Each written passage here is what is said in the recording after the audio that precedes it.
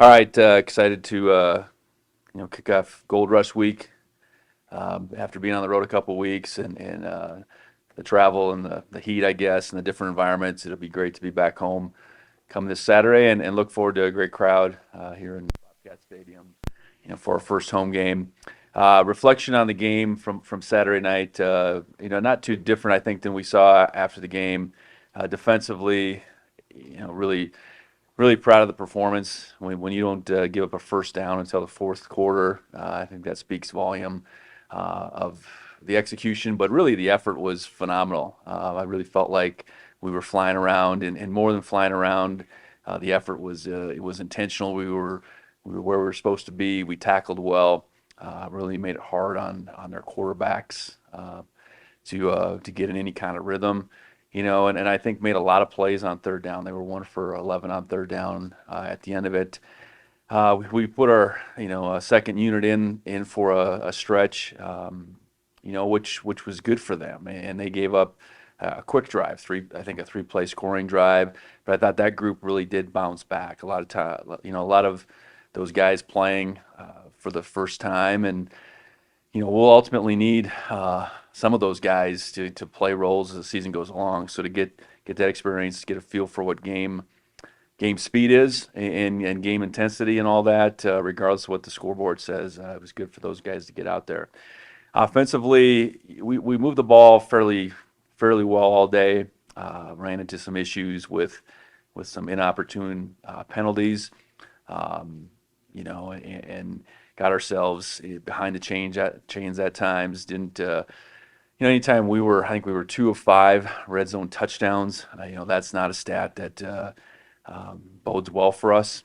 We need to be able to get down there, be methodical, all those things. But then cap drives off. We weren't able to do that at the clip that we would like. But I do think we responded in the third quarter well enough to keep that score moving in the right direction, open up a lead, and then like the defense, we got a bunch of guys out there to do some things in that fourth quarter, at least to get that first game experience.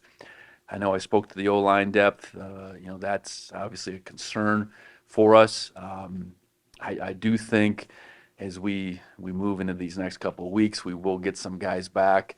But as far as getting any of those guys, and I'm referencing JT Burke, obviously Justice Perkins. I mean, that's not going to happen this week, so we'll have to figure it out.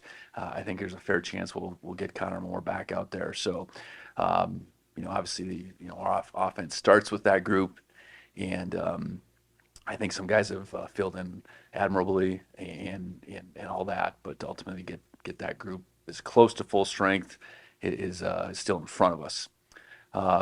Special teams wise, I know Taco Dollar in particular made a huge impact in the outcome of that game. But beyond Taco's performance, it's 10 other guys on that punt return team. I think he had 113 yards on 5 returns. That's significant, and two big ones that changed the field. So, excited about the way we win as a team and put a lot of pieces together. Defense, I think by and large picked up the offense in that first half, and then I think third quarter we took control of the game on both sides of the football, and now we look forward to this next game. And in the University of Maine, we have a team out of the CAA coming out here that we don't know much about them necessarily. They do have a game under their belt, which is good now that we have a game like this where we have some recent history. A lot of their coaching staff is continuous from last year, so we can look at last year's film as well. I know they have, at a glance, they have a lot of experience. I think they have 27 guys, and they're 2 deep that are either listed as seniors or graduates. So that's significant. They were 2-9 last year, but I think it's still a team that averaged almost 24 points a game. A bunch of close losses in there, so you can see they're a team that's trending in the right direction. I think you look at their offensive and defensive lines. I think that's what jumps at you right away. An experienced quarterback who led Mercer to the playoffs last year. A familiar name, obviously, for us in the backfield, Jahari Martin, former Bobcat, led them in rushing. his first game, and it looks like Jahari's found a home running the football, and I know a couple of receivers that have some real talent. So we're going to have another challenge in front of us, and obviously for us to continue to move forward, we have to find a way to improve come this Saturday, and that's what we aim to do as we get going this week. Other injury updates? That's the one significant one, I guess, out of the game. I know I mentioned Casey. I think we'll find out the next couple of days where he's at relative to his potential return. But otherwise, I think we got it was a grind of a game a little bit. It was a long game. I know players on both sides, I think we're cramping up. We had some of those instances, obviously Tommy's being the most concerning as it happened. But he was fine yesterday, and he'll be okay. And I think as we look at this game, I think the temps are going to be in the 80s again.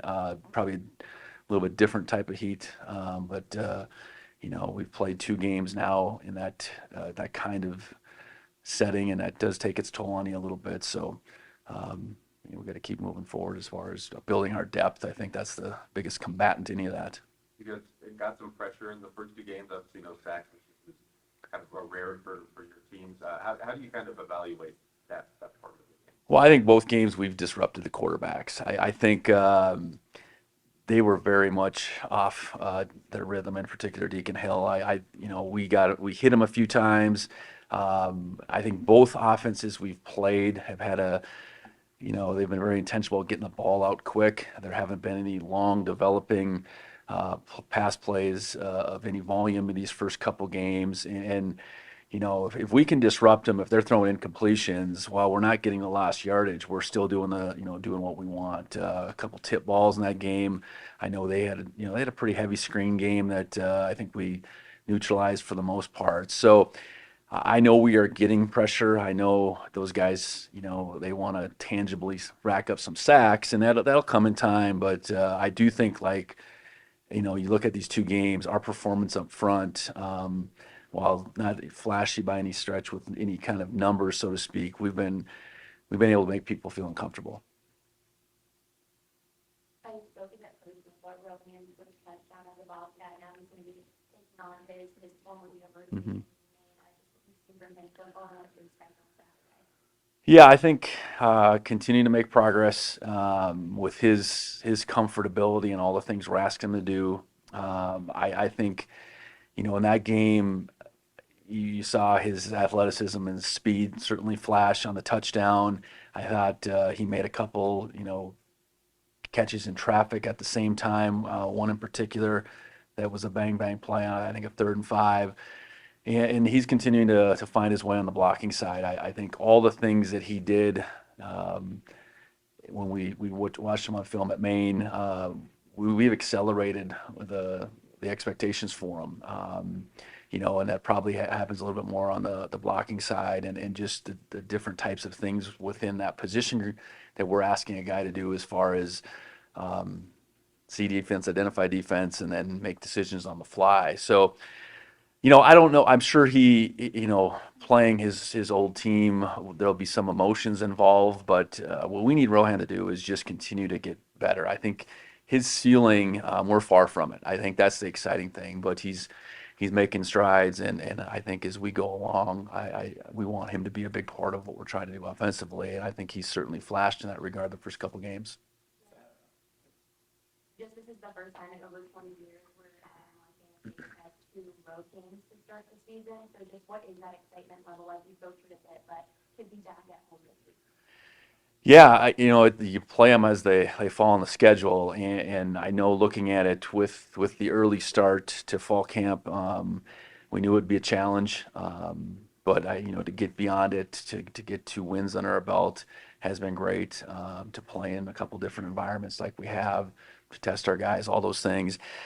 The anticipation for the first home game, wherever it fits, is always going to be high. I know having the students now in school kind of in session full force, there's certainly a buzz around campus. I'm excited to see how fast those tickets go tomorrow when they open up, for the students. And This game, I think, the first of many sellouts, I guess, but the first one in, having everybody in gold is a really unique thing for our university, for our football program. And while we've had good crowds in both places, both in Albuquerque and in St. George, to be in front of 20,000 plus that are all behind you, I think there's a whole nother energy that our guys look forward to. So excited for just the pageantry that it is a game day in Bozeman. With the tailgating and everything too. So, and it appears to be a real nice day. So excited to get an opportunity to show what we can do in front of our home fans. On Saturday, you talked about a little bit of missed opportunities from Adam and Scott Trey. You kind of seen, like, what was that result from? How did they? I think they both maybe had one in particular, and Adams was more of a stumble, and that was in the first half, one of those drives that we didn't continue on, and then Scott Trey's was a miss on a third down in the third quarter that then led to a field goal opportunity. So, they're doing a really good job. They're running hard. They're seeing things, and I thought our offensive line, while not perfect, really came off the ball, and got a lot thrown at them. The credit to Utah Tech in the way they did things up front. They made it challenging at times, but 2 games in to have the production we've had out of 2 guys that are second year guys. Obviously, Scott Trey played a bunch more as a sophomore now, but they're just still young guys and still learning the position, still getting the feel, and really feel good about what they've been able to show these first 2 weeks. I guess kind of going on that, Adam was in the National Freshman of the Week, and he kind of talked about the conference award last night. Any thoughts? Yeah, I think his performance, last week, for us was a big catalyst to us winning that game. And he certainly on that stage against the Mountain West team on national TV, looked the part and then performed well. And I think there was a lot that went into the big touchdown, the 93 yarder or whatever it was. But that play, I think was a game breaking play for us, and I think a well-deserved award when you kind of combine the way he's played over 2 weeks, I suppose. But anytime you get a national honor individually, it speaks volumes. But then I think it's a good pat on the back to the program as well. Junior had a couple of games under his belt now. But what have you kind of seen the growth of him over the last year now being able to, I guess, showcase on the field now? Yeah, I know we didn't get too involved on Saturday night, and we got to keep working to get him opportunities. But I think he's flashed in a couple games, like Rohan is a guy that is new to playing for us. We think has a lot of ability, has a lot of upside. Obviously playing, within our offense and our scheme for the first time, for both those guys, I think they're finding their way. I know they're going to, I think speaking to Junior, I know he's going to be called on to be a playmaker. I would imagine at some point in time every week, and I think he's got that ability. So, really excited for him after missing out the previous year, and he's year 4 now, and he's had a rocky road to this point. Time spent at 3 programs, but I think he's found a home, and I think he really appreciates being part of our program and wants to make an impact. On the first kick return, Taco was back there. I forget who was the second one, but is that something that permanent or? Marquis went out to the second one, and I think just a little bit of a change up there. Whether we were going to get an opportunity or not, we didn't know, and we didn't. So I anticipate it could be either or, but ideally there's going to be a point in time when we do get a great opportunity and we can make the best of it. Not much has happened here these first couple games, and even looking back at the New Mexico game, it wasn't necessarily anything Marquis did good or bad. I think their ball placement was really good. The couple times we had a crack at it, and then obviously this past weekend the one that didn't go in the end zone went out of bounds. So yeah, we had Taco out there the first time, but Marquis was out there the second time. I know you kind of mentioned both about Miles' misses, one might come out low. Anything from the top of my phone? Yeah, the first one that got blocked, they did a good job. We didn't get a good piece of that edge rusher, and he didn't go down to block the ball, which the edge guys usually do. He kind of caught it up shoulder high, which was a good time and place for him. And I think then, that second opportunity was shortly thereafter, and I still would contend he was too fast, and he just pulled it a little bit left. Fortunately, we were able to get him another opportunity later in the game, and that was probably the best kick of the day. Talk a little bit about the offense, but anything you can about how the Falcons. Well, I think 4 down in nature. I do feel like it starts up front for them. They appear to have a good front. Some really talented guys. It's you look at it, they don't have any honorees. I'm surprised, and that's one thing that jumps out. No preseason all conference guys, and that surprises me because I do think they have some good players, especially in their front seven. And you know. They were tested last week. They had to make some plays, and they did that. And I think they're a team that to me looks principled in what they're trying to do. How they will defend us versus how they defended Colgate might be two different worlds a little bit. But I think the most impressive thing, like I said, was their front. How refreshing is it to have a team that, has some familiarity from last season and has a game under its belt to prepare? Yeah, I think it's, after 2 weeks of guesswork, I do think we did a pretty good job with our research and our preparation for both teams. I do think that. But now to have a team where you feel like, okay, they got a game, we've got a chance to see that, we can work off of last year's video a little bit differently than we would have otherwise. I know new quarterback. I think that's a piece. He's got one game we're watching for of him playing for Maine. And he's got some ability. I think both to throw it and to run it. So he would be the one piece that you do look a little bit back at what he did at Mercer, just to put a little bit more to his story. But ultimately, yeah, comforting to know that hey, at least we're dealing with things we know and see. Colter, do you have anything?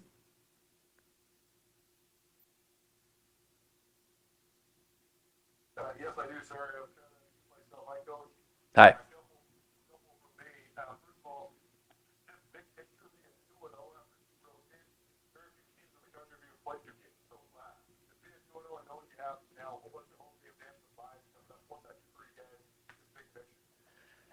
Well, I think first off, you're trying to get as many wins by the end of the season as possible. The regular season, they all add up. All the Division One wins, wherever they're coming from, matter. And to have two under our belt, one being an FBS win, I think really excited about that. For what that's going to mean for us down the road, I suppose.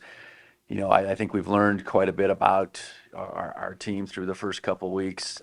I think we've played extremely hard. I think that's the first thing that's jumped out. I thought we played, smart. Let's say it's smarter this past week, just with our angles and our pursuit and our leverage on defense, and maybe some of that has to do with some of the talent that New Mexico had at the same time. I know they had a good day offensively against Arizona, it looked like. But ultimately, I think we've made strides on defense. I think the stretch of defense really going from halftime of the New Mexico game through the end of the third quarter, five quarters there, not allowing any points defensively. That's pretty significant. And I don't care who you're playing, to not allow them to get a first down through 3 quarters is impressive. And we want to play championship level defense, and we're not there. We're not there yet, but I think we've made some strides, and that's maybe my biggest takeaway after a couple games. I know offensively, finding a rhythm and being able to make plays and call on some different guys. I think that's shown up through the first couple weeks. So progress, and to be able to chalk up a couple wins before we've been home, I think pretty significant. We talk about the evolution of stats and the way that they analyze the game. Things like stats, the actual statistic of a stat is harder to come by in this day and age than at all levels of football. So you have to sort of readjust, like you were mentioning, you guys are getting a ton of pressure on the quarterback. Yeah, I think each game you just have to measure it based on what that game presents and how quickly is a team, getting the ball out. How intentional are they about, the number of screens they run? And I think what you look at sometimes, that's probably a product of what they see on film. They know they're not going to hold up as well. A number of times that New Mexico protected with Max Pro with 7 guys. I think that was significant in that game, and that's when they were going down the field more, they were protecting with a lot of guys. So I think we've affected the game plan maybe as much as anything these first couple of weeks, and I hope that teams continue to be let's say mindful of what we can do up front. I know this, we led the country in sacks last year and we didn't play great defense.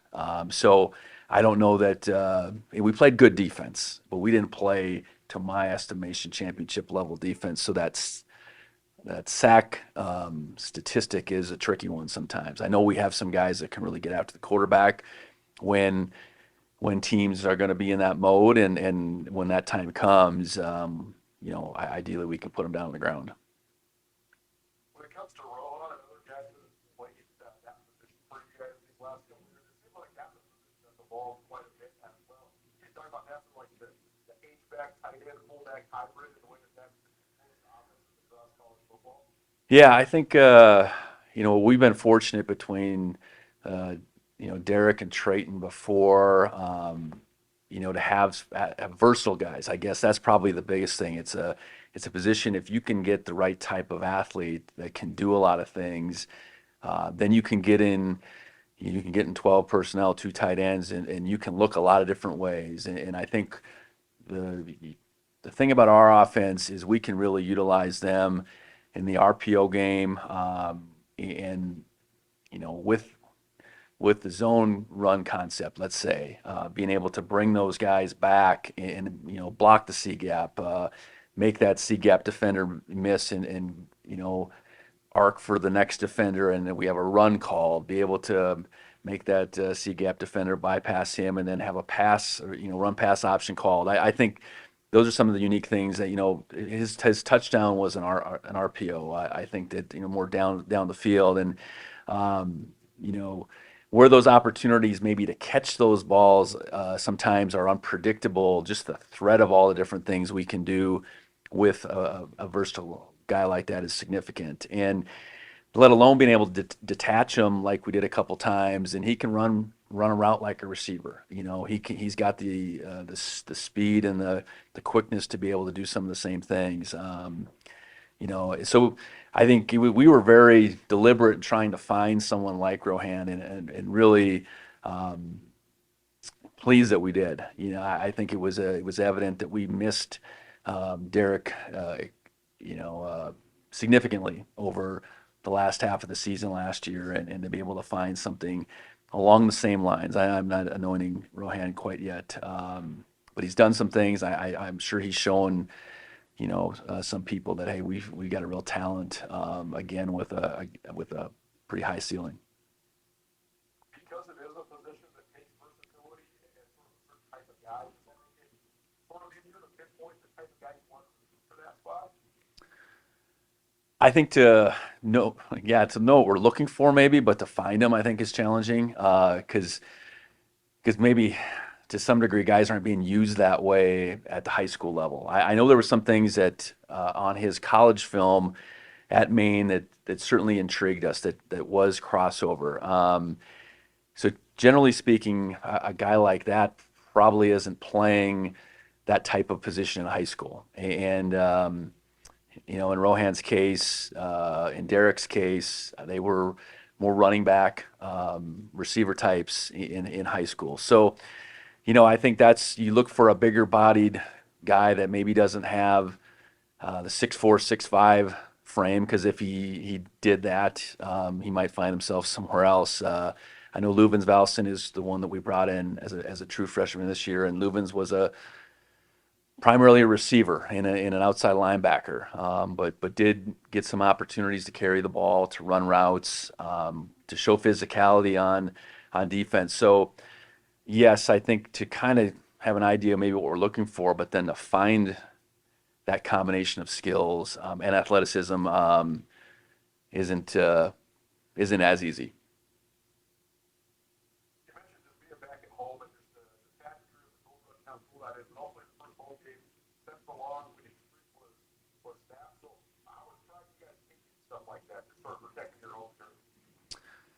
Well, that means everything. You know, I think being able to play, you know, play for our fans and to be able to feed off our fans. I mean, we have a home field advantage, unlike many others, and you know that's meant a lot to us. And until that North Dakota State game, in my time, we hadn't lost a home game. We'd had multiple games that had maybe come down to the fourth quarter, and we'd found a way. So to get that going again, to start from scratch here is where we're at. But yeah, it's our expectation that you know, anytime a team comes in here, it's going to be challenging for them because of our crowd, because of the noise, because of the environment that we have, and on the flip side, we can, you know, hopefully feed off of that. But we talk a lot about it doesn't matter, you know, who we play, when we play, where we play. So you know that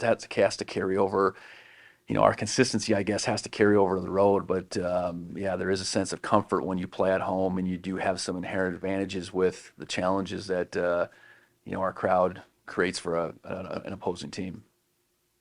CAA obviously a FCS conference, but there's so rarely crossover before the playoffs with schools out west. Do you have any experience in CAA during the regular season? Yeah, regular season. God, not that I can recall. Playoffs, I guess multiple teams. You know, I think for us to get this game, this was a couple years ago. I know since I was the head coach, we scheduled this game. So, yeah, any opportunity we have to play a team from out east, we'll take it because it is a good barometer of where we're at relative to that league. You know, because traditionally the CAA has been a really good league, and you know, I think now in my time I think William and Mary would be the one team we did face, but you end up, you know, they're lurking in the playoffs. So, you know, but I know it's hard scheduling. You know, I think that's just a challenge that is clear at all levels, and you know, to get a team like Maine to come out here, we're excited about the opportunity and excited to see how we match up. Yeah, I was gonna say, it seems like that league, the sort of stereotypes that really go from, and you mentioned that, is that they sort of look at the mold like that? Yeah, and I think defensively it's absolutely their strength. I know offensively I've been impressed, and they certainly wanted to run the ball and you know develop a run game against Colgate. You know, starting with Jahari running it, but behind a you know I think an offensive line that did a really good job, and they don't have as much. You know, that's a group at least by years isn't terribly experienced, but you know, I thought they did well in that first game, and you know, it was apparent that they wanted to establish the offensive line, you know, as far as a catalyst to be able to win that game. So, yeah, I think that appears to be a strength of theirs is both sides of the ball up front. Yep. Well, I guess first off, I mean, how have you felt about your play and the D line's overall play through two games? Yeah, I think the D line's been really getting after it. Not as much production as we'd like through the first two games, but I think we've really been setting the tone up front and been playing really aggressive. And sometimes like plays just don't come to you, and that's all right. But I think overall we've been doing our job well and making sure we're getting after these offensive lines and playing on their side of the line of scrimmage. And yeah, just doing a good job making sure we're setting the tone up front. You know, Vigen mentioned how you guys led the nation in sacks last year, but didn't play up to your standard of defense. So do you feel like even though the sacks and the TFLs maybe haven't been as much, do you feel like you guys been playing at a higher level than last year? I don't know. I think it's pretty early in the season right now to tell. I think obviously first game last week didn't didn't get a lot of sacks, didn't really get any on the defensive line, but I think we're really putting pressure on them, and I think we got a good game plan going forward, and Coach Howe's going to get us coached up well and make sure we're ready to go going forward. And I'm not too worried about it right now. We got a lot of studs up front, obviously Brody Greavy, Blake Schmidt, Zach Cruz, Paul Brott. I think we got some studs up front that can get it done. And it's early season right now, and this is the time to make sure we get all those things figured out for conference coming up. So, You guys didn't allow a first down until the fourth quarter last game, obviously a dominant performance. But what do you look when you look at the game, in a dominant performance like that? What do you look to improve on, since it's so good? obviously, I'd say definitely working on getting after the quarterback more, getting him on the ground, getting some more sacks, more pressures, more QB hits. I'd say I thought in the run we played well. They didn't run the ball a lot, but when they did, I thought we stood strong and did our jobs well, and were able to get them on the ground. I think going forward, just making sure cleaning up the little things. Obviously there's stuff that comes up that kind of gets overshadowed by having a really dominant performance. But Coach Howe makes sure that we stay humble and make sure we go after those things and make sure we're getting better every single day. So. First time in 20 years that Montana State has started their season with 2 road games. So what is the energy like in the locker room to play on Saturday? We're really excited. We're really excited to get in front of our fans, get in front of Bobcat Nation. That we got some of the best fans in the FCS, one of the best home atmospheres in the FCS, and starting off on the road, 2 games, definitely gets those road game jitters out of the way. Obviously playing on the road is harder than playing at home, just staying in the hotels, travel, different atmosphere, different environment. But definitely, I think big things coming this Saturday. I think we play a lot better at home. That's just kind of what we've always done. And I think it'll be a good show to watch. So. Yeah, anything in specific that you learned starting the season with 2 games on the road and 2 pretty hostile, or 1 hostile win in New Mexico, after yourself as well? Yeah, I mean, I'd say one thing we learned is just how to play through adversity. Obviously, against New Mexico, we got down early, and learning a big thing about ourselves was just how we bounce back and making sure we bring our own energy in some of those lesser exciting environments, I would say.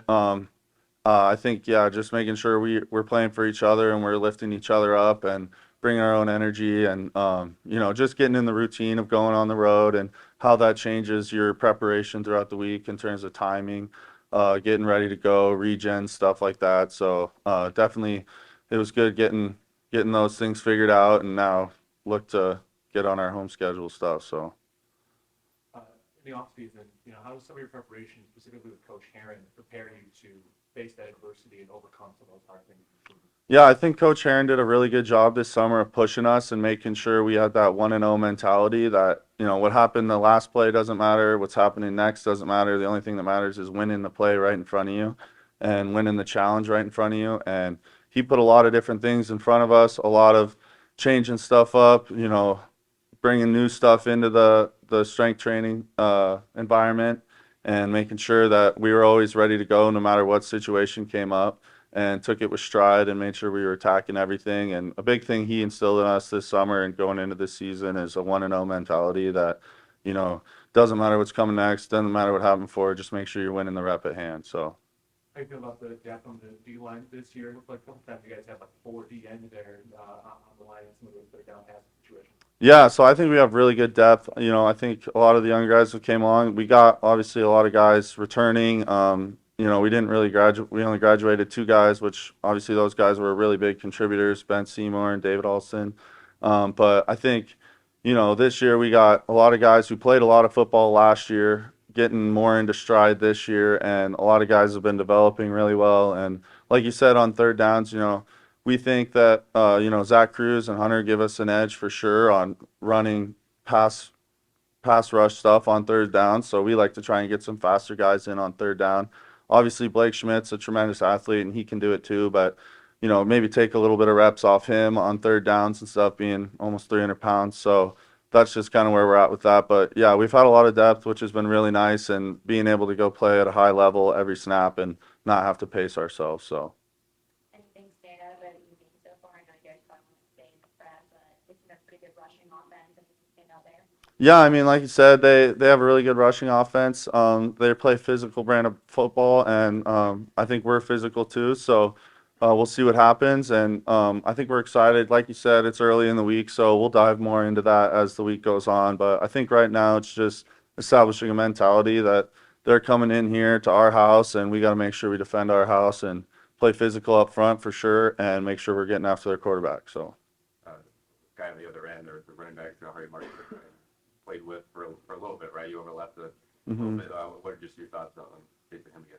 Yeah, I think it'll be fun. He's a tremendous athlete. He's a great guy. Good teammate. He was an awesome teammate when he was here. Just didn't work out with what he wanted to do and what we wanted to do. And glad he found a home there. And it seems like he's been doing great and seems like he's been happy. So yeah, I mean, it's excited to have him go play against a guy we used to play with. But yeah, like I said, we're pretty early in the week, and it'll be fun to say hi to him and hope he's doing well and all that. But obviously, we're here to win football games, and when we step between those white lines, like kind of all that past stuff goes out the window, and he's the team we're playing against. So. And what have you noticed most about, like, what have kind of stood out the most about Bobby Daly and Sean Howard's defense so far through 2 games? Yeah, I think Coach Daly and Coach Howe have really done a great job. I think, Coach Daly's definitely let us play a lot more of just, base football and letting us kind of do what we train every single day. I think Coach Howe's been a great job of helping with our run game defense coordination a lot, making sure that the defensive line is getting put in good spots. I think past coordinators, we're safeties coaches and whatnot, and so they kind of just moved us around in the front to kind of just take up gaps. But I think what Coach Daly and Coach Howe have done a really good job of is making sure that the D line's getting put in a good spot to make plays, and then obviously Coach Daly's been doing a tremendous job with our linebackers. They've been playing their butts off, and I think he's been doing a good job making adjustments on the fly. I think we saw that in New Mexico second half. He made some adjustments, and we were able to get a second half really good defensive stand there. And then obviously last Saturday against Utah Tech, posting pretty much a shutout until the fourth quarter is a testament to him and his play calling and their ability to adjust on the fly and make the right call at the right time. So